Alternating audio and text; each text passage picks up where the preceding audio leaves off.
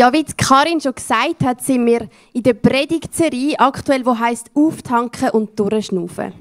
Und der Micha hat uns in seiner Predigt schon ins Thema hineingenommen und er hat darüber geredet, dass wir in einer Zeit leben, wo ganz viele Menschen extrem ruhelos sind. Und der Micha, er hat dann auch über den Sabbat geredet, über den Ruhetag, den das Volk Israel hat halten. Und heute möchten wir noch mal ein bisschen auf den Sabbat eingehen und wie Karin auch schon gesagt hat, anschauen, ja, wie ist denn Jesus mit dem Sabbat umgegangen? Was hat er am Sabbat gemacht und was hat er über den Sabbat gesagt? Und für das möchte ich zum Anfang gerade den Bibeltext vorlesen, wo in Markus 2, Verse 23 bis 28 steht. Und es geschah, dass er, also Jesus, am Sabbat durch die Saaten ging. Und seine Jünger fingen an, ihm gehend die Ähren abzupflücken. Und die Pharisäer sagten zu ihm: Sieh, was tun sie am Sabbat, das nicht erlaubt ist? Und er spricht zu ihnen: Habt ihr nie gelesen, was David tat, als er Mangel hatte und als ihn und die bei ihm waren, hungerte? Wie er in das Haus Gottes ging zur Zeit Abiathars, des hohen Priesters, und die Schaubrote aß, die außer den Priestern niemand essen darf, und auch denen gab, die bei ihm waren? Und er sprach zu ihnen: Der Sabbat ist um des Menschen willen geschaffen worden und nicht der Mensch um des Sabbats willen. Somit ist der Sohn des Menschen Herr auch des Sabbats. Wir haben hier in dem Bibeltext einen Konflikt zwischen den Jüngern von Jesus und den Pharisäern. Und der Konflikt, der findet am Sabbat statt. Und um diesen Konflikt besser zu verstehen, müssen wir zuerst ausholen und anschauen, was ist denn die Bedeutung vom Sabbat. Auf die einen Punkte, wo ich eingehen werde, auf die ist auch der Micha in seiner Predigt schon eingegangen. Aber es ist wichtig, um es nochmal zu erwähnen, um eben die Bedeutung von dem Sabbat zu verstehen und um auch zu verstehen, wie es überhaupt zu dem Konflikt gekommen ist. Das hebräische Wort für Sabbat oder das Nomen für Sabbat oder auch Schabbat, das wird meistens mit Ruhetag übersetzt und das meint eben den 7. Tag der Woche. Und das Verb zu dem Wort, das wird meistens mit Ruhe oder mit Aufhören übersetzt. Das Wort, dass Gott den 7. Tag geheiligt hat, das finden wir schon sehr früh in der Bibel, nämlich im Schöpfungsbericht, in 1. Mose 2, Verse 2 bis 3. Da steht: Und Gott vollendete am 7. Tag sein Werk, das er gemacht hatte, und er ruhte am 7. Tag von all seinem Werk, das er gemacht hatte. Und Gott segnete den 7. Tag und heiligte ihn, denn an ihm ruhte er von all seinem Werk, das Gott geschaffen hatte, indem er es machte. Und da in dem Bibeltext, wo das Wort Ruhe steht, da steht eben das hebräische Wort Sabbat. Gott hat sein Werk vollendet und er hat geruht. Und jetzt ist ja Gott nicht wie wir Menschen, dass er müde oder erschöpft wird. Und so hat er nicht ruhen, weil er nicht mehr mögen. Aber er hat das Schöpfungswerk vollendet und er hat sich entschieden zum Ruhen und zum den Tag heiligen. Und etwas, was heilig ist, das bezeichnet etwas, das abgetrennt ist vom Gewöhnlichen. Der 7. Tag, der ist also abgetrennt von den anderen 6 Tagen. Der ist anders als die anderen 6 Tage. Und viele, viele Jahre später hat Gott am Berg Sinai, am Volk Israel, dann das Gesetz gegeben. Und eines der 10 Gebote, nämlich das längste von diesen 10 Geboten, ist eben das Sabbatgebot. Und da steht in 2. Mose 20, Verse 8 bis 11: Denke an den Sabbattag, um ihn heilig zu halten. 6 Tage sollst du arbeiten und all deine Arbeit tun, aber der 7. Tag ist Sabbat für den Herrn, deinen Gott. Du sollst an ihm keinerlei Arbeit tun, du und dein Sohn und deine Tochter, dein Sklave und deine Sklavin und dein Vieh und der Fremde bei dir, der innerhalb deiner Tore wohnt. Denn der Herr schuf den Himmel, die Erde und das Meer mit allen Lebewesen, die sie bevölkern, in 6 Tagen und am 7. Tag ruhte er. Darum segnete der Herr den Ruhetag und erklärte ihn für heilig. Da gibt Gott seinem Volk das Gebot, dass sie am 7. Tag nicht arbeiten dürfen. Sie dürfen keine Arbeit tun. Sie sollen den Tag heiligen. Und ich finde die Begründung von Gott ganz spannend. Er geht selber wieder auf die Schöpfungsordnung zurück und sagt, Gott hat in 7 Tagen oder in 6 Tagen die Welt erschaffen, am 7. Tag sein Werk vollendet und geruht, den Tag geheiligt. Und so soll jetzt eben auch sein Volk den Tag heiligen. Und der Sabbat ist aber nicht einfach nur ein Ruhetag gewesen, sondern es ist auch das Bundeszeichen gewesen von dem Bund, wo da am Berg Sinai zwischen Gott und seinem Volk geschlossen wurde ist. Ein Bundeszeichen, das hat eine sehr grosse Bedeutung gehabt. Und so ist zum Beispiel vom Bund zwischen Gott und dem Abraham ist das Bundeszeichen die Beschneidung gewesen. Und jetzt ist das Bundeszeichen also das Halten von dem Sabbat, von dem Ruhetag. Und so ist der Sabbat so wichtig gewesen, dass wer den Sabbat nicht gehalten hat, der ist mit nichts Geringerem als mit dem Tod bestraft worden. Und ich finde etwas Spannendes zu dem Sabbatgebot, das lesen wir im 5. Buch Mose im Kapitel 5. Dort werden die 10 Gebote nochmal wiederholt und anschliessend das Sabbatgebot steht dann: Denk daran, dass du selbst einmal Sklave in Ägypten warst und dass der Herr, dein Gott, dich mit großer Macht und gewaltigen Taten aus dem Land geführt hat. Deshalb hat dir der Herr, dein Gott, befohlen, den Sabbat zu halten. Der Sabbat, dort geht es also auch um die Erinnerung daran, was Gott gemacht hat. Er hat das Volk Israel befreit aus Ägypten, aus der Sklaverei, und darum sollen sie jetzt also den Ruhetag halten. Der Sabbat, der ist also von grosser Wichtigkeit. Es ist ein Ruhetag, an dem das Volk Israel keine Arbeit hat dürfen tun. Und die grosse Frage, die sich jetzt stellt, ist also, was ist Arbeit? Weil man hat gehört, wer eine Arbeit tut, wird mit dem Tod bestraft. Und so ist es für den Alltag der Israeliten recht relevant gewesen, um zu wissen, was dürfen sie jetzt tun und was nicht. Und die Bibel, die geht auf das gar nicht so genau ein. In der Bibel steht einfach, man darf keine Arbeit tun, aber es steht nicht im Detail für den Alltag, ja, was ist jetzt Arbeit und was nicht. Aber es stellt sich zum Beispiel die Frage, ja, darf jetzt das Volk Israel ein Feuer machen, dass sie kochen können? Dürfen sie Korn mahlen und ein Brot backen, das sie essen können? Oder es geht noch weiter. Wenn eine Frau am Sabbat ein Kind auf die Welt bringt, ja, dürfen wir ihr helfen gebären? Dürfen wir eine Hebamme holen, die ihr hilft? Oder ist das Arbeit? Und so gibt es ganz, ganz viele Fragen, die für den Alltag wirklich relevant sind. Und die Antwort auf die Frage, was ist Arbeit, das ist eigentlich eine Frage der Auslegung. Die Bibel, wie gesagt, die geht nicht genau darauf ein. Und in der rabbinischen Tradition, also unter den jüdischen Lehrern, ist das ganz unterschiedlich ausgelegt worden. Die einen sind sehr strikt und streng, andere sind ein bisschen lockerer. Und es gibt ganz viele Texte von jüdischen Lehrern, die eben diskutieren, ja, was ist jetzt am Sabbat erlaubt und was nicht. Und es gibt zum Beispiel die Mishnah, das ist die schriftliche Wiedergabe von der mündlichen Lehre im Judentum. Und dort gibt es ganz, ganz viele Gesetzestexte und eben auch über den Sabbat, wo es darum geht, was ist am Sabbat erlaubt und was nicht. Und gemäss der Mishnah gibt es 39 Hauptarbeiten, die am Sabbat verboten sind. Und ich möchte euch ein paar von diesen Hauptarbeiten vorlesen, dass wir so ein Bild bekommen. Zum einen eine verbotene Hauptarbeit ist Säen, Ackern und Ernten. Da kann ich jetzt sagen, gut, das verstehe ich, das ist Arbeit. Eine Hauptarbeit ist aber auch ein Knoten machen, 2 Buchstaben schreiben oder ein Feuer löschen. Und da wird es jetzt vielleicht schon ein bisschen schwierig im Alltag. Und es gibt noch ganz viele weitere Schriften von jüdischen Lehrern, die eben diskutieren, was ist erlaubt und was nicht. Zum Beispiel wird über die Situation geredet, wenn am Sabbat ein Schaf in einen Brunnen fällt. Dürfen wir dem Schaf helfen oder nicht? Dürfen wir das Schaf rausholen? Ich meine, wenn jetzt jemand nur ein Schaf hat und das Schaf fällt rein, ja, dann würden wir dem ja helfen. Und die strengen Lehrer, die sagen, nein, dem Schaf dem darf nicht geholfen werden am Sabbat. Und die einen sehen es ein bisschen lockerer und die sagen, mal, wir dürfen dem Schaf helfen, aber möglichst, dass man wenig Arbeit macht. Also soll man zum Beispiel Decken, Küsse und eine Leiter in den Brunnen rühren und dann kann das Schaf rausklettern und so ist ihm dann auch geholfen worden. Und für uns sind ja die Diskussionen ein bisschen zum Schmunzeln. Aber für die Israeliten, für die jüdischen Lehrer und auch für die Pharisäer ist das eben todernst gewesen. Weil, wie gesagt, wer am Sabbat eine Arbeit da hat, der ist mit dem Tod bestraft worden.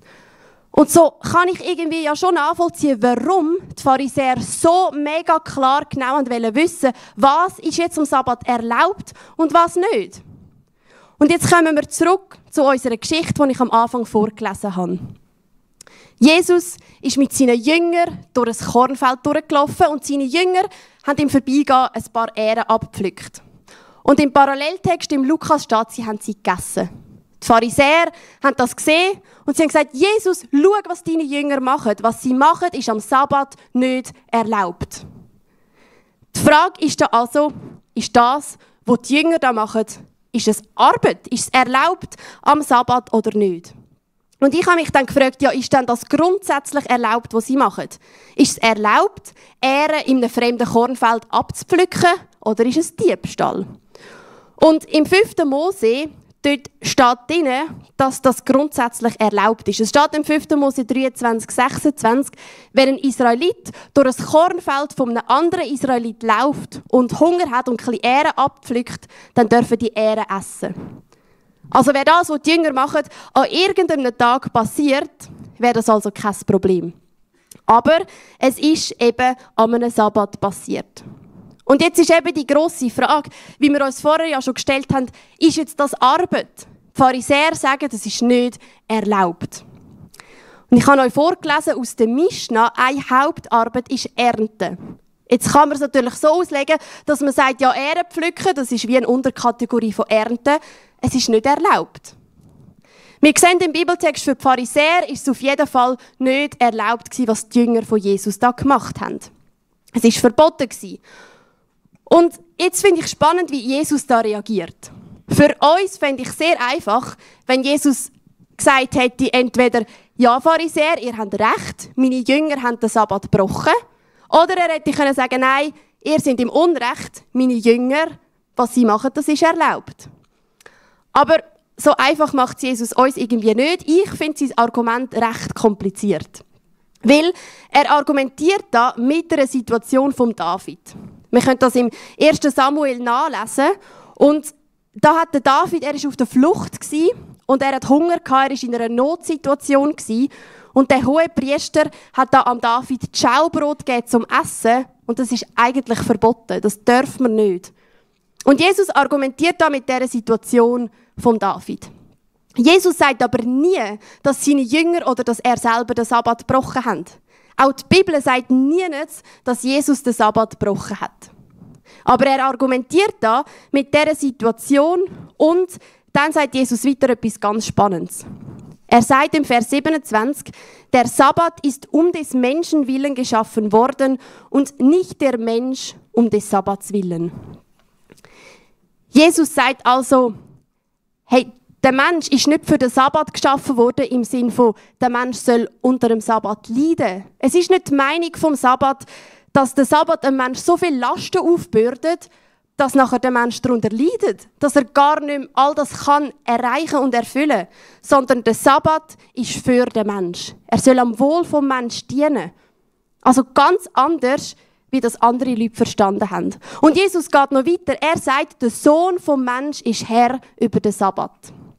Und der Sohn vom Mensch, das ist ein Begriff, den man im prophetischen Buch Daniel 7, Vers 13 findet. Und Jesus meint sich selber mit dem Sohn vom Mensch. Er sagt also, dass er selber Autorität hat über dem Sabbat. Also Jesus gibt da dem Ruhetag eine ganz spezielle Bedeutung. Er sagt, der Mensch soll nicht unter dem Ruhetag leiden, sondern der Ruhetag soll wie am Wohl vom Menschen dienen.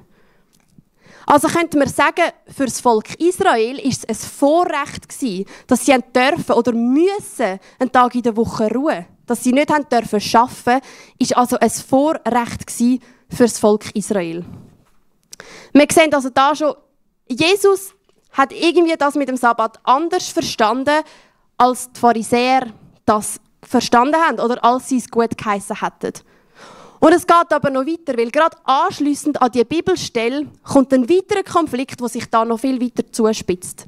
In Markus 3, Verse 1-6 steht eine weitere Geschichte. Und das ist auch wieder am Sabbat. Jesus ist in die Synagoge gegangen. Und das war etwas ganz Normales zu dieser Zeit. Und in der Synagoge hat es einen Mann mit einer verkrüppelten Hand. Und dann steht, die Gegner von Jesus, und es wird klar, dass auch das unter anderem die Pharisäer sind, die haben jetzt ganz aufmerksam beobachtet, was Jesus macht. Sie haben einen Grund gesucht, um Jesus anzuklagen, und sie haben geschaut, heilt jetzt Jesus den Mensch oder heilt er ihn nicht? Am Sabbat in der Synagoge. Und Jesus hat wahrscheinlich ja ihre Gedanken gekannt, und Jesus hat dem Mann gesagt, hey, komm führen, steh in die Mitte. Alle haben den Mann gesehen mit seiner verkrüppelten Hand. Und dann hat Jesus seinen Gegnern eine Frage gestellt. Er hat gesagt, hey, was ist richtig? Am Sabbat etwas Gutes zu tun oder etwas Schlechtes, etwas Böses? Ist es richtig, am Sabbat ein Leben zu retten oder jemanden zu töten? Und seine Gegner, die haben geschwiegen, die haben nichts mehr gesagt. Und dann steht, Jesus war voller Zorn und gleichzeitig so betrübt über das harte Herz von seinen Gegnern. Und dann hat Jesus dem Mann gesagt, streck deine Hand aus. Er hat sie ausgestreckt und sie war geheilt. Jesus hat am Sabbat in der Synagoge die Hand von dem Mann geheilt. Er hat das gemacht, wo die Pharisäer nur darauf gewartet haben, um ihn anklagen. Und die Pharisäer, was haben die gemacht? Die haben die Synagoge verlassen, haben sich mit weiteren Gegnern von Jesus zusammengetan und sie haben beschlossen, wie sie Jesus beseitigen können. Andere übersetzen auch mit umbringen. Also schon noch krass. Jesus heilt da in der Synagoge am Sabbat einen Mensch. Er tut etwas Gutes. Und seine Gegner, die beschliessen jetzt, wie sie ihn beseitigen können. Also auch da sehen wir, Jesus hat am Sabbat sich einfach voll anders verhalten, als die Pharisäer das gut geheissen haben. Und auch da ist natürlich die Frage jetzt, das Problem ist ja die Heilung am Sabbat. Jesus hat so viele Menschen geheilt, wo es kein Problem war, aber da ist es ein Problem. Ist dann jetzt Heilung am Sabbat verboten? Ist das eine Arbeit? Und die Bibel, ich habe nie einen Vers gefunden, wo die Bibel sagt, Heilen am Sabbat ist verboten. Und auch da ist es wieder spannend, ja, was sagen denn die jüdischen Lehrer? Und die sagen, ja, wenn jemand in einer lebensbedrohlichen Gefahr ist, dann dürfen wir ihn heilen am Sabbat und sonst nicht. Und der Mann mit der verkrüppelten Hand, der war wohl jetzt nicht gerade in Lebensgefahr gewesen. Und die Pharisäer haben also gefunden, was Jesus da macht, ist am Sabbat nicht okay. Und wir sehen, Jesus hat da in diesen beiden Konfliktsituationen sich ganz anders verhalten, als die jüdischen Lehrer das gut gefunden haben. Er hat seine Jünger nicht zurechtgewiesen, wo sie Ähren abgerupft und gegessen haben. Er hat gesagt, der Sabbat soll den Mensch nicht knechten, sondern ist für den Mensch. Er hat gesagt, ich habe Autorität über dem Ruhetag. Und dann hat er noch jemanden geheilt am Sabbat in der Synagoge. Und Jesus, wie gesagt, er hat aber nie gesagt, dass er den Sabbat gebrochen hat. Und wir sehen, wie wichtig dass der Sabbat in der Bibel ist. Es ist von so einer Wichtigkeit. Und für die Pharisäer ist es so wichtig, zu wissen, was ist erlaubt und was nicht. Und nochmal, ich kann es schon nachvollziehen. Weil eben, die Bibel sagt ganz klar, wer am Sabbat eine Arbeit tut, der muss sterben. Und es gibt im Alten Testament so viele Situationen, wo jemand etwas macht, was Gott nicht will. Und dann ist der Boden aufgerissen und die Leute sind gestorben. Oder es ist eine Plage gekommen und ganz viele Menschen sind gestorben. Und so kann ich nachvollziehen, warum die Pharisäer so genau darauf geachtet haben, was ist Arbeit und was nicht. Aber irgendwie sind sie eben doch am Ziel vorbeigeschossen, wenn wir sehen, dass Jesus am Sabbat eine andere Bedeutung gibt. Dass es Vorrecht ist, einen Tag in der Woche zu ruhen, dass es Vorrecht ist, wenn wir zur Ruhe kommen. Und der Sabbat hat in der Bibel so eine grosse Bedeutung. Und so stellt sich jetzt für mich und vielleicht auch für dich die Frage, ja, wie ist es denn für uns Christen? Müssen jetzt wir den Sabbat auch halten, wenn das für die Israeliten so wichtig war? Und ich glaube, wenn wir die Frage stellen, müssen wir den Sabbat halten, ist das wie die falsche Frage. Weil wir Christen, wir müssen ja nicht durchs Halten vom Gesetz vor Gott gerecht werden. Wir müssen jetzt ja nicht mehr das ganze Gesetz halten und probieren, alles richtig zu machen, nur damit wir von Gott gerecht sind. Sondern wenn wir an Jesus Christus glauben, als unseren Herr und Retter, der für uns gestorben und auferstanden ist, dann werden wir durch Glauben gerecht. Nicht durch Werk. Das erwähnt die Bibel immer wieder. Durch Glauben werden wir gerecht und nicht durch Werk. So müssen wir also nicht mehr das Gesetz halten und wir müssen auch nicht das Sabbatgebot halten als eines von diesen Geboten, wo wir jetzt eben probieren einhalten und so gerecht werden. Die Frage sollte also mehr sein, warum sollten wir Christen den Ruhetag nicht halten?